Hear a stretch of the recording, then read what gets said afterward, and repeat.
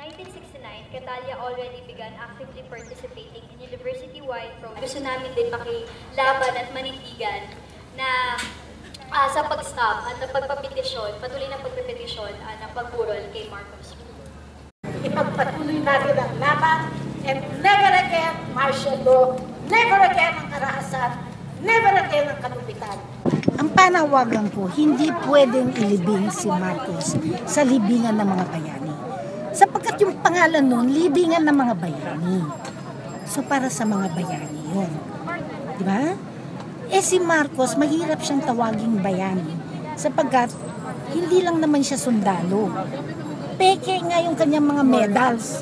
Sabi ng American government, peke. Sabi ni Bonnie Hiliego, may rest in peace, peke. So hindi lang usapin ng sundalo at hindi siya bayani. Paano siyang magiging bayani kung siya ay responsable sa pagpapatay ng libo-libong mga estudyante, mga guro, mga taong simbahan, manggagawa, magsasaka, mga Pinoy, mga Pilipino. Responsable siya sa pag-utos niya dito. Responsable siya sa enforced disappearances, sa torture, sa lahat ng karahasan. At hindi lamang yung karahasan laban sa Pilipino na gusto ang kalayaan. Responsable din siya sa pagnanakaw. We're having a petition for a TRO, by the way. Yes, ma'am. Yeah. Oh, we're going to file it, but we're still working on the TRO. Hindi po natin ang history of negotiation na ginagawa po ng kabilang panig.